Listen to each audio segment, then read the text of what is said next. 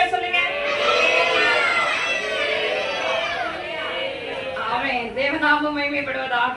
கர்த்தர் நல்லவர். ரோமர்கள் எழுதின நிருபம் 2ஆம் அதிகாரத்திலே 6ஆம் வசனம், தேவன் அவனவனுடைய கிரியைகளுக்கு தக்கதாய் அவனவனுக்கு பலனளிப்பார்.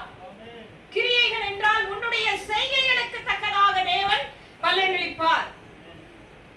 மறுபடியும் நான் சொல்லுகிறேன், அவரவருடைய கிரியைகளுக்கு தக்கதாக தேவன் என்ன பண்ணுகிறாராம்? அவர் பலனளிக்கிற தேவனாய் இருக்கிறார். இதைத்தான் நம்ம வெளிப்படுத்தலின் விசேஷம் 22ஆம் அதிகாரத்திலே 11, 12ஆம் வசனத்திலே பார்ப்போமானால், அநியாயம் செய்கிறவன் இன்னும் அநியாயம் செய்யட்டும், அசுத்தமாய் இருக்கிறவன் இன்னும் அசுத்தமாய் இருக்கட்டும், நீதி உள்ளவன் இன்னும் நீதி செய்யட்டும், பரிசுத்தம் உள்ளவன் இன்னும் பரிசுத்தமாகட்டும், இதோ சீக்கிரமாய் வருகிறேன், அவனவனுடைய கிரியைகளின்படி அவனவனுக்கு நான் அளிக்கும் பலன் யாரோட வருகிறது? என்னோட. தேவன் சொல்லுகிறார், என்னோடு கூட வருகிறது. கடைசியாக பரிசுத்தமாக நம்ம இஷ்டத்துக்கு ஒப்பு கொடுத்துறார். போ, எப்படின்னா போய் தொலை. நெருப்புல கை வைக்காதனா பிள்ளைகள் என்ன பண்ணது? கேட்காது. அந்த மெழுகுவர்த்தி பக்கத்திலேயே உட்காந்துருக்கோம். பாத்துருக்கீங்களா? போய் என்ன பண்ணோம்? அங்க அப்படியே வழிஞ்சு விழுறதெல்லாம் எடுத்துட்டே இருப்போம், கையை வச்சு சொல்லிட்டே இருப்போம், கையை வைக்காதன்னு சொல்லி. ஒரு காலகட்டம் வரும்போது நம்ம என்ன பண்றோம்? சுட்டாதான் உனக்கு தெரியும் விட்டுருவோம். பாத்துங்க, அது மாதிரி தேவனாகிய கர்த்தர் இந்த கடைசி காலங்களில் சொல்லுகிறார், அநியாயத்தை செய் விரும்புகிறியா? செய். உண்மையா இருக்க விரும்புகிறியா? செய்.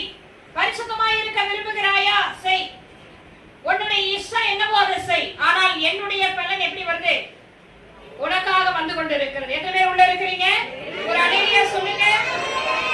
இங்கே ரோமருக்கு எழுந்த நிருபம், இந்த ரோமர்கள் எப்படி இருந்தார்கள் என்றால், மாமிசத்தின் கிரியைகள் அதிகமாய் இருந்தார்கள். பலமுறை அப்போஸ்தலனாகிய பவுல் இந்த ரோம் பட்டணத்துக்கு போக நினைத்தும் அவரால் என்ன பண்ணல? சுவிசேஷம் சொல்லுகிறதுக்கு போக முடியல. கடைசியாக அவர் சிறைப்பிடிக்கப்பட்டவராய் அங்கே போனார், காவல் பண்ணப்பட்டவராய் அங்கே போனார். அங்கே சுவிசேஷம் சொல்றதுக்கு போக முடியல. அதை நீங்க 1ஆம் அதிகாரத்துல வீட்டுல போய் வாசிங்கன்னா தெரியும். பலமுறை உங்களை பார்க்க ஆசையா இருந்தேன், உங்களுக்கு வரங்களை குறித்து சொல்ல ஆசையா இருந்தேன், என்னென்ன காரியங்கள் தேவனை குறித்து இருக்கிறது என்பதை உங்களுக்கு வெளிப்படுத்த ஆசையா இருந்தேன், ஆனால் என்னால வர முடியல, அநேக தடைகள் என்று 1ஆம் அதிகாரத்தில் அவர் சொல்லப்பட்டிருக்கிறதை நம்ம பார்க்கிறோம். இங்க மறுபடியும் 2ஆம் அதிகாரத்துல சொல்றாரு, ஆனால் நீ செய்து கொண்டிருக்கிற கிரியைகளுக்காக என்ன இருக்கு? தேவன் பலனளிக்கிறவராக இருக்கிறார். அதைத்தான் நீங்க 7ஆம் வசனம் சொல்லுகிறது, சோர்ந்து போகாமல் என்ன பண்ண? நற்கிரியைகளை செய். நம்ம நல்லது செய்யறோம்னு தெரிஞ்சுட்டா என்ன பண்ணுவாங்க? எல்லாரும் ஓடி வந்து, நல்லா வசதியா இருக்கும் கூட வந்து சொல்லுவான், எனக்கு ரொம்ப வசதியா இல்லைங்க, நான் ரொம்ப கஷ்டப்படுறேங்க. ஏன்? நம்ம கொடுக்குறோம் தெரிஞ்சுட்டா என்ன பண்ணுவான்? சொல்லுங்க. நம்ம கொடுக்குறோம், ஒரு உதவி செய்யறோம் அப்படின்னு தெரிஞ்சுட்டா என்ன பண்ணுவாங்க?